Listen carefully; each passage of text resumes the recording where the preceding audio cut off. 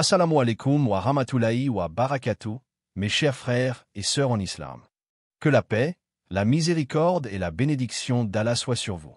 Avant de commencer cette vidéo, n'oubliez pas de liker cette vidéo car cela nous donne beaucoup de force pour continuer à partager du contenu bénéfique.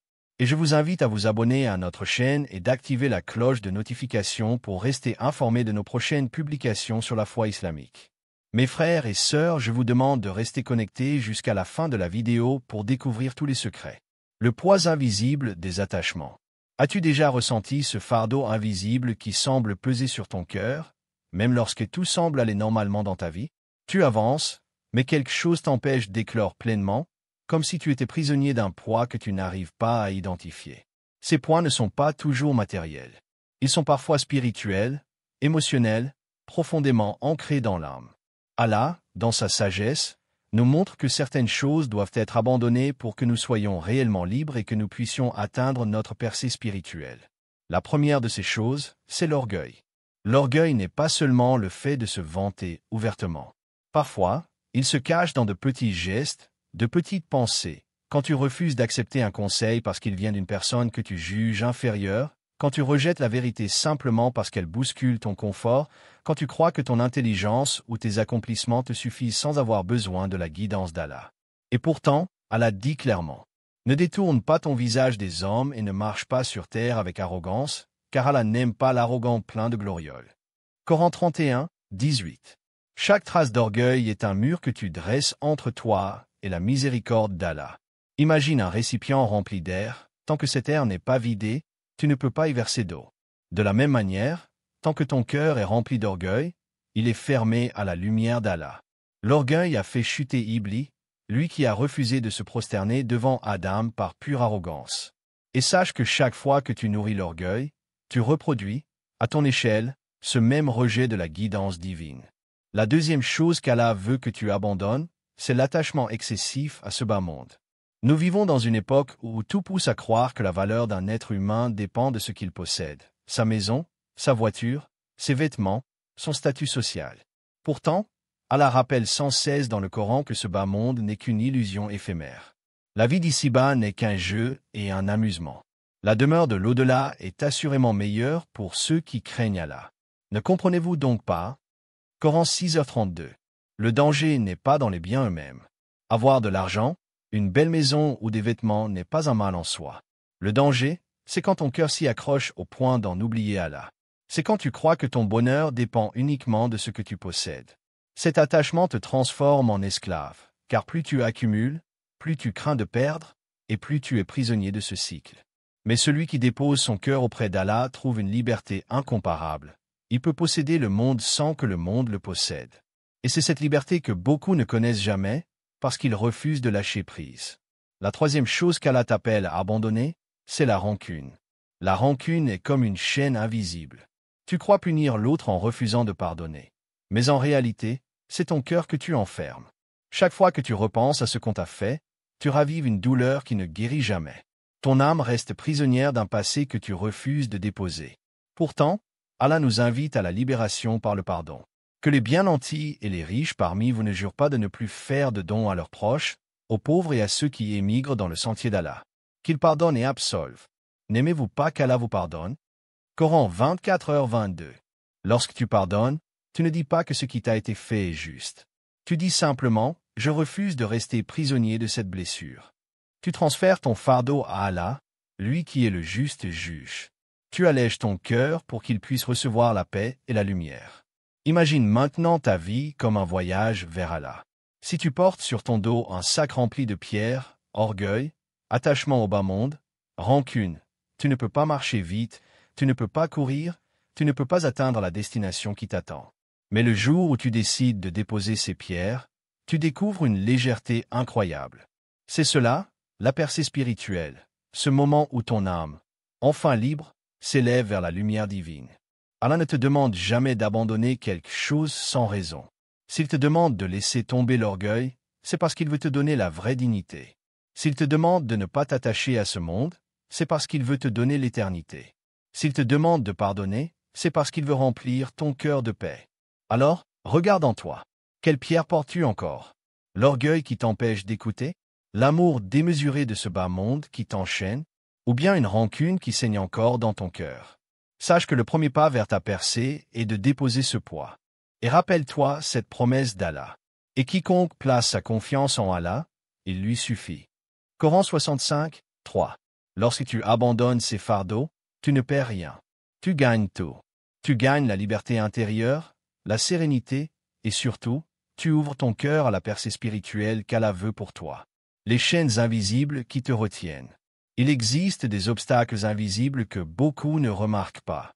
Des chaînes discrètes, mais puissantes, qui paralysent l'âme et empêchent la percée spirituelle. Ce ne sont pas toujours des épreuves extérieures, parfois ce sont des habitudes, des comportements intérieurs qui s'installent silencieusement et bloquent l'élévation vers Allah. Dans cette partie, nous allons explorer 3 de ces chaînes, la jalousie, les mauvaises fréquentations et la négligence de la prière. La jalousie, un poison silencieux. La jalousie est l'une des maladies les plus destructrices du cœur. Elle te ronge de l'intérieur, te volera ta paix, et surtout, elle ferme la porte aux bénédictions qu'Allah veut te donner. Quand tu regardes quelqu'un d'autre avec envie, tu oublies que ce qu'il possède ne vient pas de lui, mais d'Allah. C'est Allah qui répartit les dons, les réussites, les épreuves, selon sa sagesse infinie. En étant jaloux, tu contestes, même sans le dire, la justice et la volonté d'Allah. Le prophète a dit, « Prenez garde à la jalousie, car elle dévore les bonnes actions comme le feu dévore le bois sec. » C'est une image puissante. Imagine ton livre de bonnes actions, rempli de prières, de jeûnes, de charité. Et chaque fois que tu nourris la jalousie, ce feu invisible brûle tes efforts, les réduit en cendres. Tu crois avancer, mais en réalité, tu recules. Allah a déjà écrit ta part. Personne ne peut la diminuer, personne ne peut l'effacer. Alors pourquoi envier ce que les autres ont reçu? Leur bénédiction ne réduit pas la tienne. Au contraire, être reconnaissant pour eux ouvre la porte à tes propres faveurs. Allah promet. Si vous êtes reconnaissant, très certainement j'augmenterai mes bienfaits pour vous. Coran 14h7. La jalousie te ferme, mais la gratitude t'ouvre.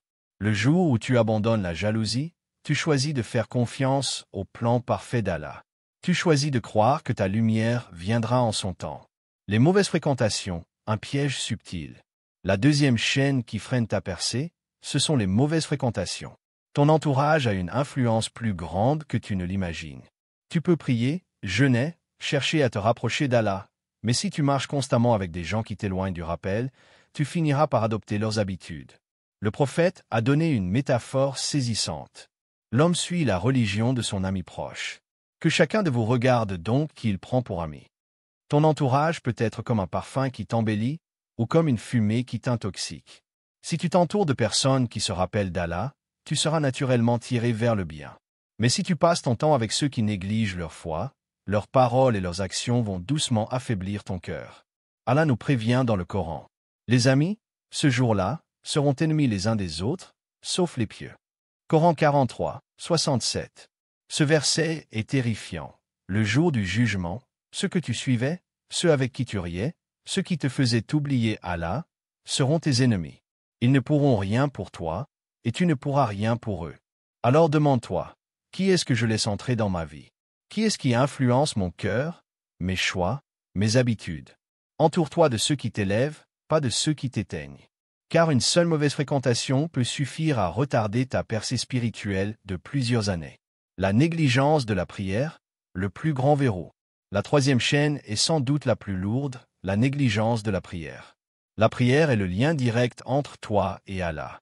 C'est la clé de tout changement, la lumière qui garde ton cœur en vie.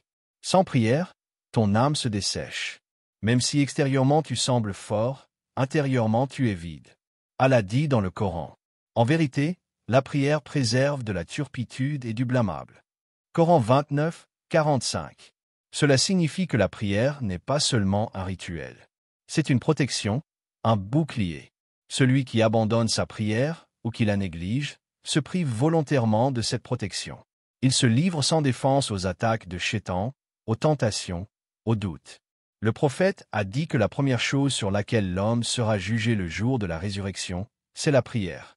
Si elle est correcte, le reste de ses œuvres sera correct.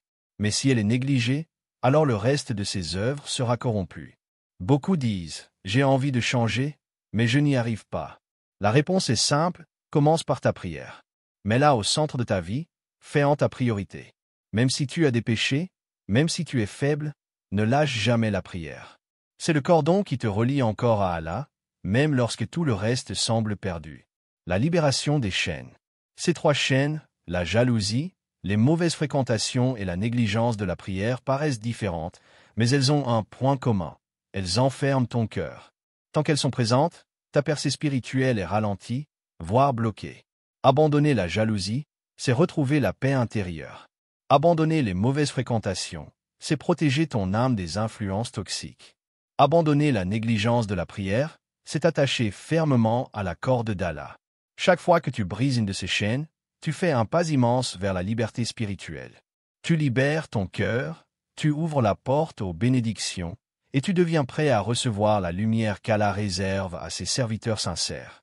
Allah dit, certes, Allah est avec ceux qui ont la piété et ceux qui font le bien. Coran 16, 128. Et celui qui marche avec Allah n'a plus besoin de chaînes. La libération et la percée. As-tu déjà vu une cage ouverte, mais avec un oiseau qui refuse de s'envoler? L'oiseau est libre, mais il a tellement vécu enfermé qu'il croit encore que ces chaînes existent. Voilà exactement ce qui se passe avec nos cœurs. Allah nous appelle à la liberté, mais beaucoup restent prisonniers de fardeaux qu'ils pourraient déposer. La vraie percée spirituelle ne commence pas quand tu ajoutes quelque chose à ta vie, mais quand tu retires ce qui l'encombre. Nous avons vu ces 6 poisons qui freinent ton élévation.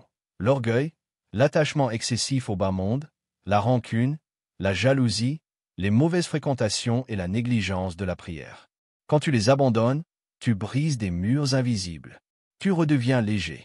Tu redeviens apte à recevoir. Allah dit dans le Coran. Certes, Allah ne change pas l'état d'un peuple tant qu'il ne change pas ce qui est en eux-mêmes. Coran 13h11. C'est une loi spirituelle. Tu ne peux pas attendre qu'Allah ouvre les portes de la percée si tu gardes encore les verrous en toi. Tu dois être prêt à faire le premier pas. L'orgueil remplacé par l'humilité.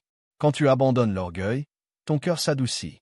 Tu deviens capable d'écouter, d'apprendre, de t'améliorer. L'humilité est une clé de lumière. C'est elle qui te rend apte à recevoir la science, la guidance et même les bénédictions.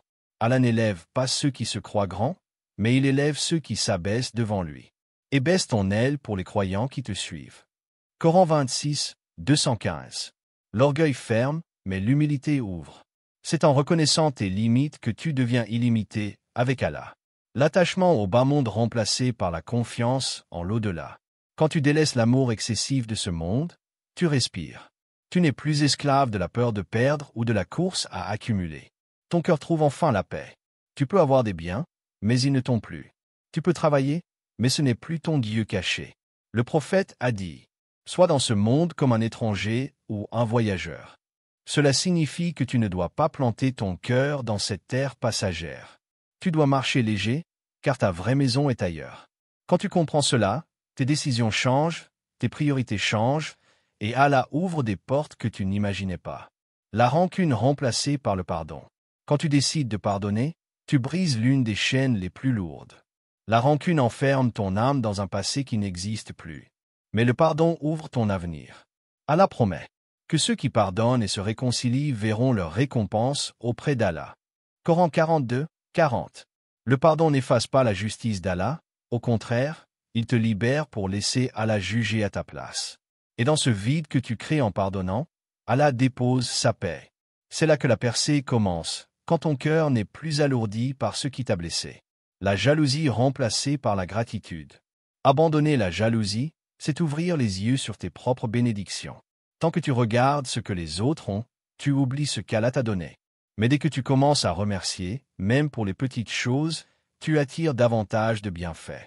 Et rappelez-vous quand votre Seigneur proclama, « Si vous êtes reconnaissant, très certainement j'augmenterai mes bienfaits pour vous. » Coran 14h7. Le cœur reconnaissant devient un aimant à bénédiction. La jalousie ferme la main, mais la gratitude l'ouvre. Et Allah verse sa grâce dans les mains ouvertes. Les mauvaises fréquentations remplacées par une communauté saine. Quand tu laisses les mauvaises fréquentations, Allah t'offre de meilleures compagnies. Des personnes qui te rappellent Allah, qui élèvent ton âme, qui te soutiennent dans ton cheminement. Le prophète a dit, « L'exemple du bon compagnon et du mauvais compagnon est comme celui du vendeur de musc et du forgeron. Le vendeur de musc, soit il t'offre du parfum, soit tu en achètes, soit au moins tu sens une bonne odeur. Quant au forgeron, soit il brûle tes vêtements, soit tu es incommodé par sa mauvaise odeur. Ta percée spirituelle a aussi besoin d'un entourage. Tu n'es pas fait pour marcher seul. Tu as besoin de ceux qui t'encouragent, qui te rappellent Allah, qui prient pour toi. Et quand tu t'entoures de ces personnes, tu avances beaucoup plus vite. La négligence de la prière remplacée par la discipline spirituelle. Enfin, quand tu abandonnes la négligence de la prière, tu reconnectes ton âme à sa source. La prière devient ton carburant, ton souffle, ta lumière.